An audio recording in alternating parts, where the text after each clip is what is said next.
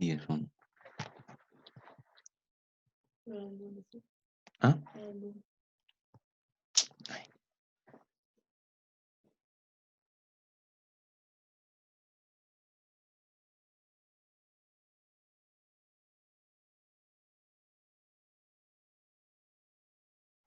Buenos días, profe. Buenos días, Lady, ¿cómo estás? Bien, sí, señor. Lady, ¿sí o no que ustedes en el curso no tienen ninguna Jimena? Sí, Karen Sotelo se llama Jimena. Ah, pero ella es Camacho, sí. No, creo que no. Espere si no le vamos diciendo. Ah, señor, ¿usted por qué tiene el nombre que no es Santiago?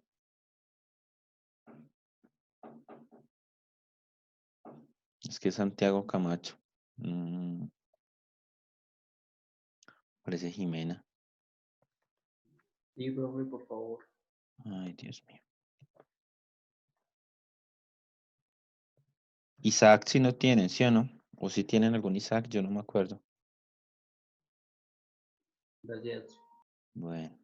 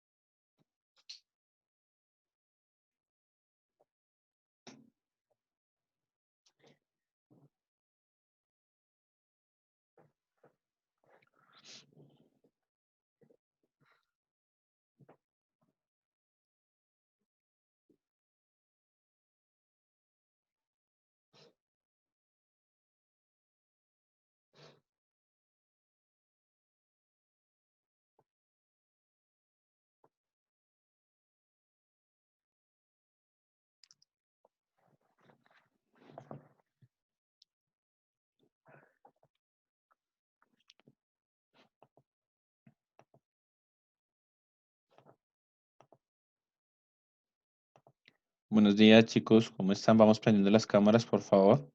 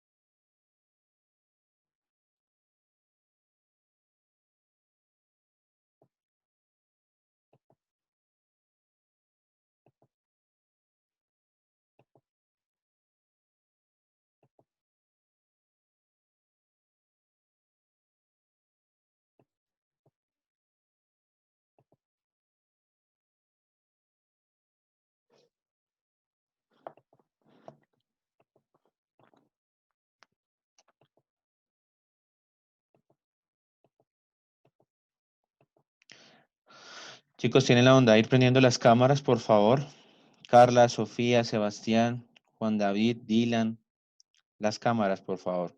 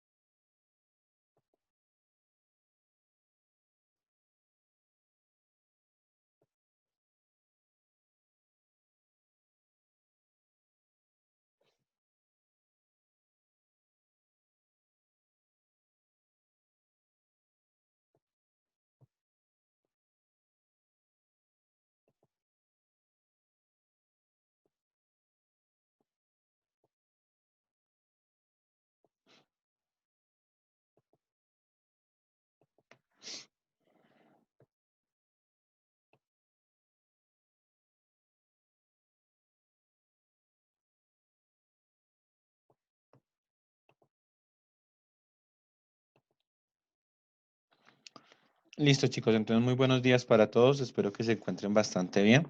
Vamos a empezar clase de una vez. Yo creo que ya no se conectan más.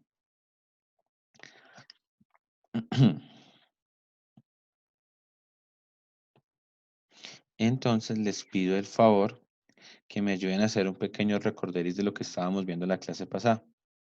¿Se alcanzan a acordar ustedes?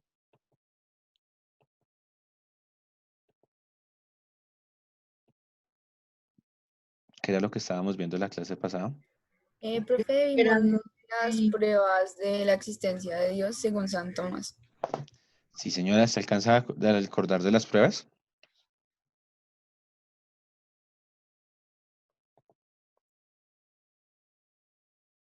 ¿Se alcanzan a acordar de las pruebas?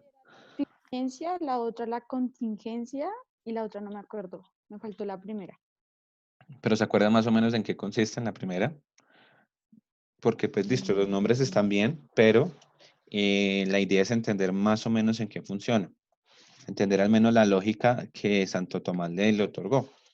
¿No se alcanzan a acordar? La primera que no me acuerdo cómo se llama, que era que él decía que si algo en el mundo existía, tenía que ser movido por algo. Muy bien, la primera, como su nombre, como usted misma lo está diciendo, es la de movimiento.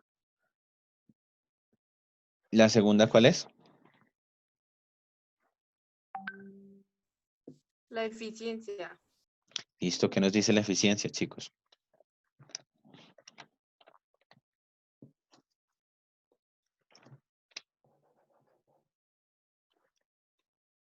Profe, si no estoy mal, decía que ese objeto se movía por sí, ¿Por qué? o sea, por sí mismo, que no tenía algo que lo impulsara, sino se movía por sí solo. Sí, eso es el motor inmóvil, la primera causa, pero la eficiente, ¿qué quiere decir? No decía que para que algo tendría que pasar, tenía que haber existido algo, ¿no? Antes de eso. O algo así. Listo. La eficiencia es como el...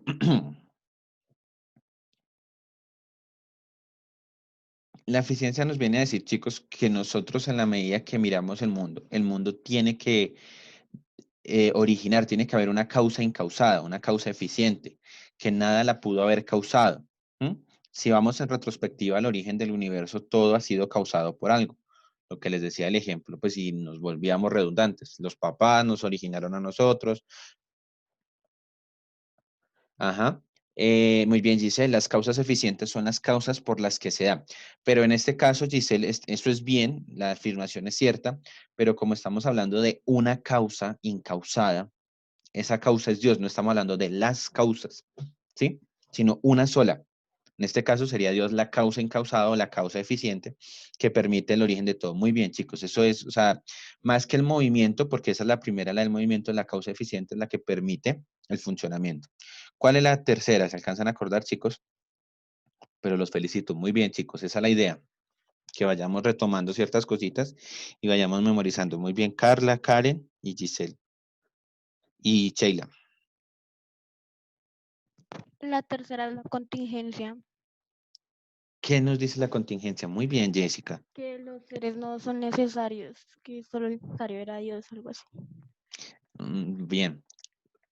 No se enreden siempre, es algo así sobrado. Lo que dijiste está bien. La causa habla de la finitud de la existencia. Quiere decir que todos vamos a pasar, solo va a perdurar una idea que es Dios. Y la lógica que él plantea es, imagínense donde todo absolutamente pasara, pues llegaría a un punto donde nada daría nuevamente origen a todo. Muy bien, esa es la cuarta, ¿cuál es, chicos? La de grados de perfección. Muy bien, ¿y qué dice la de grados de perfección? Laura Mayorga, muy bien. Pues que todos trataban de ser perfectos, pero solo existía una idea perfecta que era Dios. Perfecto. Y la última, Es la finalidad que es donde hay seres inorgánicos que actúan como con el fin de carecer conocimientos e inteligencia. Lady, no entendí, ¿cómo así que al ser qué? No entendí. Es que solo tengo finalidad. Se observan seres inorgánicos que actúan con un fin, pero al carecer de conocimiento e inteligencia pueden tender a un fin si no son dirigidos. Lady, estás bien, pero no la supiste explicar. Sí, es cierto, hay seres inorgánicos que no tienen inteligencia propia, lo que asegura y lo que nos lleva a afirmar que tiene que existir un ser que sí tenga esa inteligencia. Y como lo dice Giselle, Giselle no habla, pero escribe por el chat, nos dice, es el ser inteligente que es Dios, es el de finalidad. Finalidad apunta en que el ser inteligente, vuelvo les digo, no estamos hablando del Dios de ninguna religión, estamos hablando de la idea de Dios. La idea de Dios se afirma de que pues, tiene la posibilidad de dar origen y en este caso dar inteligencia y organización a todo el universo. O sea, el universo no necesita de otra idea, sino de la idea de un Dios o de un organizador universal. Muy bien, chicos, felicitaciones a los que participaron. Ahí tienen su nota. Vamos a entrar entonces en el día de hoy, chicos, a ver el siguiente tema, que se llama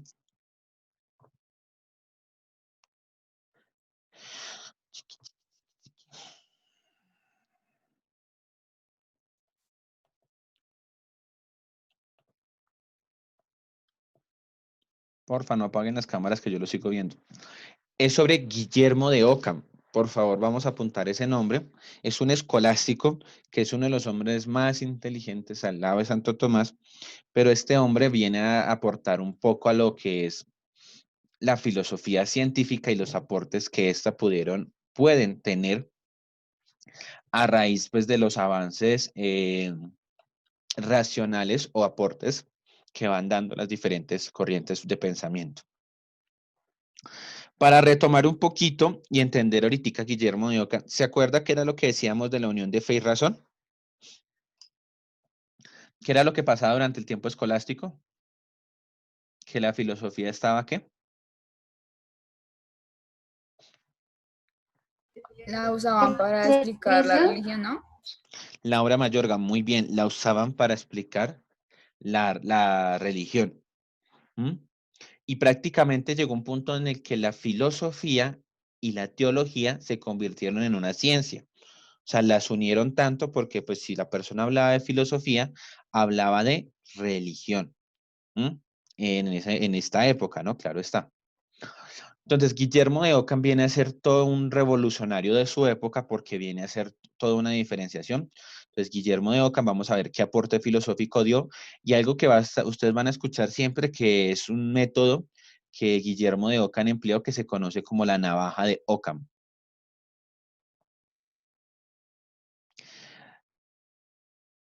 Giselle nos dice que la filosofía se puso al servicio de la teología. Si eso es cierto, muy bien, Giselle. Listo, sigamos, chicos. Entonces, este señor es Guillermo de Ockham. Algunos de ustedes de pronto, no sé si conmigo vieron esta película, pues vimos una parte una vez, la película del nombre de la rosa. ¿Mm? De unos monjes que están averiguando unos crímenes, de pronto algunos ya la habrá visto. Quienes la han visto dicen que Humberto Eco, el escritor del libro El nombre de la rosa, se inspiró en este filósofo, en este pensador, para crear el personaje de Guillermo, que es uno de los personajes del libro, y pues en la película también aparece Guillermo. Perdón, en la película aparece como William, porque pues la traducción de Guillermo William pues siempre tiende a variar del inglés al latín. En algunas traducciones lo llaman Guillermo, en otras lo llaman William. Pero pues nosotros en latín lo conocemos como Guillermo de Ockham. Bueno, ese es Guillermo de Ockham, muchachos, sigamos. Listo. ¿Quién fue Guillermo de Ockham, chicos? Entonces, partamos que nació en el año 1285-1349, en plena Edad Media, durante el tiempo de la escolástica. Es un fraile franciscano, es decir, es una forma de sacerdocio que se ejercía en la época, pero pues él se encargaba. Recuerden que en esa época no habían imprentas ni nada, entonces era la transcripción de libros y la forma de escritura pues que él empleaba para pues comunicar todos sus mensajes. Es considerado un filósofo escolástico y teólogo del siglo XIV, ¿sí? Entonces, pues para que lo tengan muy presente, él es muy reconocido por sus aportes racionales, a la ciencia, por sus aportes racionales a la filosofía. Asimismo, se convierte en una de las grandes figuras del pensamiento medieval, porque pues muchas personas actualmente siguen hablando de Guillermo de Ockham y recuerden la frase de la navaja de Ockham.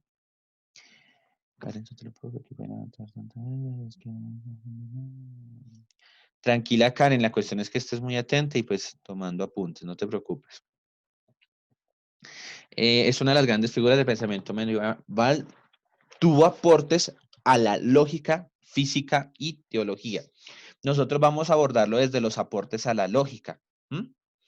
Y vamos a entrar a entender ciertos aportes. A la física, pues él entra a hacer aportes en cuanto a sus descubrimientos y su estudio a la teología, pues desde la misma filosofía, él logra hacer pues como esos, esos aportes teológicos en el que empieza a presentar una visión distinta del mundo.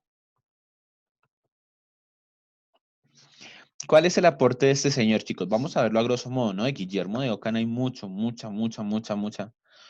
tela por cortar, pero vamos a verlo de manera muy sencilla. ¿Cuáles son los aportes filosóficos? El primero y el más importante, chicos, es el reconocer o reconoció que fe y razón son fuentes de conocimiento distintos. Eso ya es un principio y un aporte bastante significativo. Recuerden lo que les decía al inicio de clase, que para la escolástica la fe y la razón estaban muy juntas. Este hombre dice, no, la fe y la razón tienen que ir separadas porque cada una de ellas, como lo dice en la segunda rúbrica, fe y razón tienen fuentes y finalidades distintas.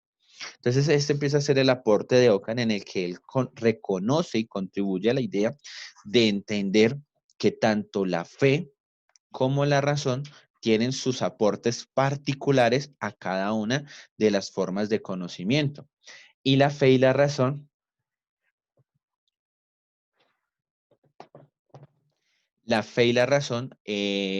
apoyan y mejoran la mentalidad de las personas dependiendo del campo o la idea que se quiera aportar. ¿Listo, chicos? Entonces, por ejemplo, aquí lo tenemos, aquí lo señalé yo. Él dice, por la razón, la idea de Dios es impensable. O sea, Dios no es posible pensarlo por la razón. Él dice, la razón es la comprobación eh, empírica y racional de un hecho. Y nosotros no podemos comprobar de ninguna manera empírica a Dios. Es decir, yo no puedo ir y tocar y decir, ah, mire, esto es Dios. Entonces, él basado en ese argumento dice, Dios no existe para la razón. Para la razón es imposible pensar a Dios.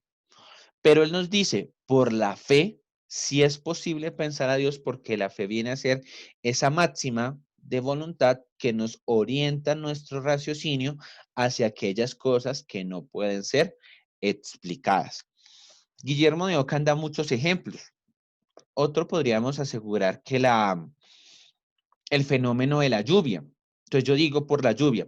Por fe, yo digo, no, es que está lloviendo porque Dios vio que las plantas estaban secas, que las plantas necesitaban agua, que hace tiempo no llovía, que el hombre estaba orando a él para que mandase la lluvia. Eso lo digo por fe.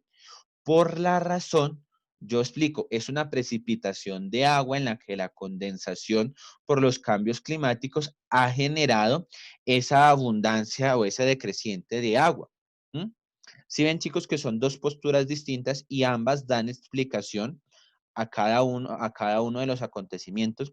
Eso es lo que nos viene a decir Guillermo de Ockham. Tanto la fe como la razón dan explicaciones de un mismo acontecimiento, pero desde sus perspectivas. Chicos, yo les deseo a ustedes la clase, no podemos prescindir ni de una ni de la otra. Un ejemplo, ¿ustedes cómo abordarían el tema de la enfermedad? ¿Mm? ¿Quién me podría dar una razón? Supongamos, X razón, Dios no lo permita, por favor, Dios no lo permita. Que algún familiar de ustedes le dé una enfermedad grave, ¿ustedes qué razón darían? ¿Por qué dio esa enfermedad? Alguno que me dé un ejemplo o alguien que me pueda citar algún ejemplo en razón de esto. Tanto desde la perspectiva de la fe como de la razón. ¿Alguno?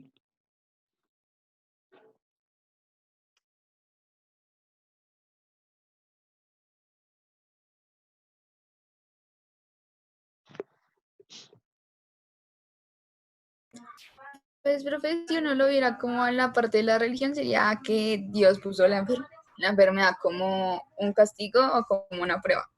Y si uno lo ve del lado médico, sería, por ejemplo, que la persona consumió algo que no debía o lo tenía genéticamente o algo así.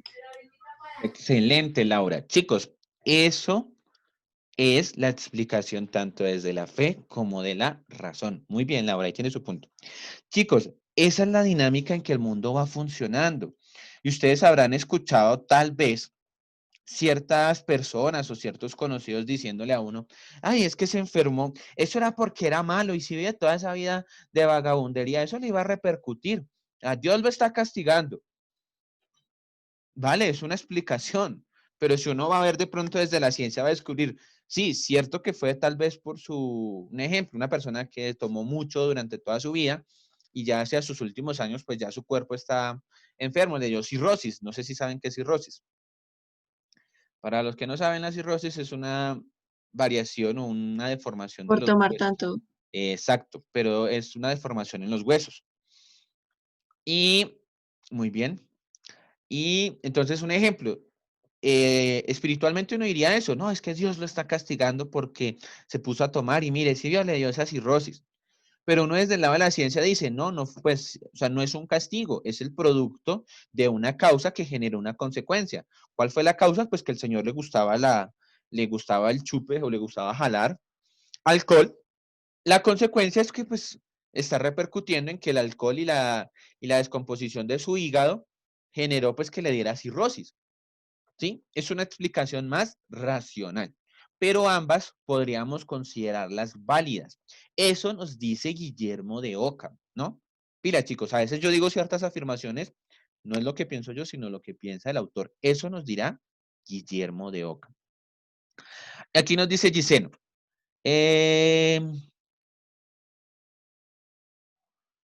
Venga, la traducimos. Razón porque pues estaba al lado de la bacteria y por eso se contagió y de la fe porque Dios quería. Y pues si la persona se enfermara más y muere, Desde la fe sería que Dios lo quería en el cielo. Sí puede ser una posibilidad. Por ejemplo, pues no quiero quebrantar ciertas creencias de fe. Algunas personas, cuando un niño pequeño muere, tiene esa creencia. Es que Dios lo quiso en el cielo porque era un angelito que no tenía por qué estar en este mundo de sufrimiento y de padecimiento. Vale, es una explicación bonita y a veces aliviana la mente y aliviana el corazón y ayuda a las personas a afrontar una circunstancia. O un duelo de pérdida en el caso de la muerte de un niño o sí, de alguien pequeño. Pero pues desde el lado racional vamos a adjudicar, no, es que el niño le dio neumonía y pues los papás no se la cuidaron y pues por no cuidarle la neumonía, pues se murió. Entonces, hay que entrar a establecer, dirá Guillermo de Ockham, unos parámetros en los que la fe tiene ciertas contribuciones a la explicación de acontecimientos y la razón tiene la sustentación de estos acontecimientos. Entonces, yo por fe no puedo asegurar que todo lo malo que me pasa es porque Dios me está castigando o porque Dios me está bendiciendo. ¿Mm? Dirá Guillermo de Ockham, la razón tiene su influencia. Voy al caso. Si mi mamá me dice a mí un ejemplo, bueno, mi mamá ya no vive conmigo, pero si mi mamá me dijese, mi hijo no salga tan altas horas de la noche porque lo van a robar o le puede pasar algún accidente. Y pues fijo salió y lo robaron y bueno, Dios no lo permita, me lo apuñalearon. Ay, Dios me tiene rabia, Dios me está castigando. No, dirá Guillermo de Ockham. Claro, hay una explicación de fe en la que sustentamos que Dios de pronto pues fue la causa o el consecuente de estos actos, pero desde la razón entendemos también que a usted se le advirtió y que usted conocía las causas, perdón, conocía las consecuencias de la causa que usted iba a efectuar. ¿Mm? Entonces, esa es la cuestión. Igual con todas las cosas que nos suceden. Mi hija, cuídese de ese muchacho, que no sé qué, ta, ta, ta. Usted sabe que se tiene que cuidar de ese muchacho. ¿Mm? Entonces, esa es la variación entre fe y razón. Cada una hace sus aportes, pero dirá Guillermo, las dos no pueden juntarse porque dan explicaciones distintas. Sigamos, chicos, para terminar. Entonces, esta será una de las máximas, por favor, apúntenla, que dirá Guillermo de Ockham, que explica el funcionamiento entre fe y razón. Él dirá, las entidades no deben multiplicarse innecesariamente. ¿Qué quiere decir esto? Es decir, si sucede X acontecimiento, yo no tengo que ponerme a dar un montón de explicaciones porque la explicación más simple va a ser la más verdadera, que lo veremos a continuación. Entonces, volvemos al ejemplo del chico que salió irresponsablemente y tuvo un accidente porque lo intentaron robar. Dirá Guillermo de Ockham, hombre, no se ponga a dar explicaciones que es que Dios lo está castigando, que es que la Diosito no lo quiere, que es que la mamá le echó el mal de ojo, que es que nadie lo estaba defendiendo, que esa policía es muy injusta. Todas estas son causas, dirá Guillermo, pero hay que buscar la más simple. La más simple es, a usted se le dio una orden, no la cumplió. Entonces, él dice, en el mundo de la razón hay que eliminar los supuestos innecesarios, es decir, no hay que estar estableciendo muchos supuestos o eliminar los conceptos metafísicos, es decir, no tengo que estar estableciendo un sinnúmero de criterios que me ayuden a explicar un mismo acontecimiento. Dirá Guillermo de Ockham, la explicación más simple siempre será la más lógica y siempre será la correcta. Eso dice Guillermo de Ockham. Listo, chicos, vamos a terminar la clase de hoy hablando de la navaja de Ockham. La navaja de Ockham es considerada, si esto es un dato más curioso que de pronto filosófico, por así decirlo. Le llaman navaja de Ockham porque Ockham logra es dividir tanto la idea de fe y razón, que dicen muchos pensadores que con eso Ockham afeitó a los filósofos socráticos. ¿Mm? Por eso le llaman navaja de Ockham.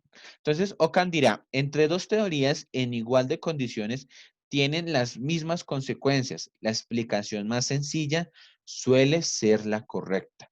¿Mm? Esa es la idea de Ockham. Esa es la navaja de Ockham. ¿Qué pasa con esto, chicos? Que esto se convirtió en un método científico. Entonces, cuando yo quiero hacer un descubrimiento, dar explicación a ciertas cosas, la explicación más sencilla resulta siendo la más lógica. Un ejemplo, tengo un vaso y se cayó. ¿Por qué se rompió? La explicación más sencilla es la más lógica, porque hay una fuerza de atracción que jaló ese vaso hacia el suelo, porque por descuido lo cogió. Pero si yo me pongo a hacer la especulación de fe y empiezo a decir cosas sobrenaturales, es que eso aquí hay brujas, y es que la bruja empezó y empezó a mover todas las cosas, y la mesa se movió y la mesa se cayó. Dirá Ockham, ¿hasta qué punto esa explicación es cierta? ¿Mm? Es decir, sí, tiene su grado de validez a razón de la fe, porque yo no puedo entrar a explicar, las brujas no existen, no existen. ¿Mm? Pero desde la razón dirá Ockham, hombre, no, porque la explicación más lógica es usted, sin darse cuenta, cogió el vaso y lo tumbó, o movió la mesa y lo tumbó, y la gravedad lo rompió. Entonces, Ockham dirá, hay que dividir entre fe y razón.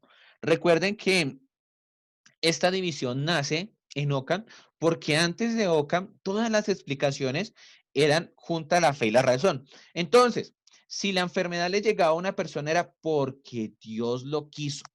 No, pero es que se infectó porque tocó una persona contagiada. Es porque Dios quiso que tocara a ese contagiado. Entonces, todo se convirtió en una explicación muy de fe y dirá, Ockham, no, no, no, no, paren, quietos. Una cosa es la fe de creer y entender que Dios actúa en el mundo, y otra muy distinta a entender que hay factores en la naturaleza que generan consecuencias. Si usted toca a una persona contagiada de X enfermedad, se va a contagiar. Ay, es que Dios quiso que me contagiara. Hombre, no. Como el viernes este de Sinía, algo parecido. Ay, es que Dios quiso que todas estas personas se contagiaran. No, señor, ¿quién los mandó a ir a salir a contagiarse por allá? Eso nos dirá Guillermo de Ockham. Listo, chicos. Esta es la máxima de Ockham, si la quieren volver a copiar. La solución más simple siempre será la más lógica, aunque no necesariamente la verdad. Pilas. Permítanme un segundo, yo avanzo y ya me devuelvo. Espérenme, ya me devuelvo. Ya listo, ya. Cuando yo intento explicar, ustedes traten también cuando estén buscando o haciendo sus trabajos o haciendo o pensando, recuerden que la filosofía es más para pensar, en explicaciones, traten de buscar siempre la más simple. Dirá Ockham, hombre, esto nos facilitará el conocimiento y nos facilitará las ideas de entender el funcionamiento del mundo. Listo, chicos, sigamos un poquito acá. Recordemos dos cositas que son muy importantes ya para terminar. Al anterior principio de que la idea más simple siempre será la más lógica, no es una ley, no es una ley. ¿Qué quiere decir esto? O sea, no es que aplique para todos los casos, porque hay ocasiones en que pasa lo contrario. La explicación más compleja es la más lógica y es la más verdadera. Pero Guillermo nos dice, primero pasémosla por la idea o por la navaja de buscar la razón más simple. Si la razón o la proposición más simple no resulta siendo verdadera, es necesario seguir buscando razones hasta encontrar la razón que nos otorgue el mayor grado de verdad. No importa si esta razón que nos otorga mayor grado de verdad viene a ser más compleja. Les doy un ejemplo. Ustedes que estudian más física que yo, ustedes sabrán que Isaac Newton, con la teoría o con la explicación de las fuerzas de la gravedad y de la inercia, propuso un sinnúmero de fórmulas que pues eso llenaban prácticamente libros. Viene un amigo llamado Einstein y coge todas estas fórmulas y las sintetiza en la fórmula de la energía y de la gravedad. Estas fórmulas las logró sintetizar, dando respuesta así a lo que dice Ockham. La respuesta más simple siempre será la más lógica, porque Einstein cogió todo eso que había dicho Newton, lo simplificó y dio una respuesta más simple a algo lógico. Pero ¿qué pasa? Después vino otro científico y le dijo a Einstein, señor, está equivocado porque existe un mundo cuántico que usted no tuvo en cuenta en sus estudios y de acuerdo a ese mundo cuántico que usted no tuvo en cuenta, sus fórmulas sirven solo para explicar el mundo de los astros y el mundo de el mundo complejo de las figuras de los astros más grandes, pero sus fórmulas no sirven para explicar un mundo cuántico, un mundo donde existen infinitalidad de átomos y otros elementos. Entonces, no siempre la explicación más simple es la más obvia, pero primero hay que pasarla por esa. Dicen también, existen ocasiones en las que las opciones más complejas resultan siendo las verdaderas. Listo, chicos. Al momento, preguntas, dudas, comentarios, algo que no haya quedado claro.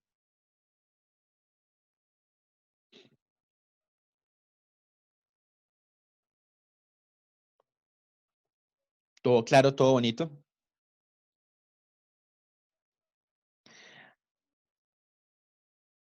Listo, chicos. Recuerden los talleres evaluativos. Yo esta semana, Dios mediante, voy a ponerme la tarea de calificar absolutamente todo. Entonces, la idea es que ustedes, cuando yo desee calificar, pues ustedes tengan todas las notas al día. ¿Listo, chicos? No siendo más, nos vemos ahorita a las 8:50 con lengua castellana. Bueno, chicos, que tengan muy buen día. Chao, profe. Ya nos vemos ahorita, chicos. Chao, chicos.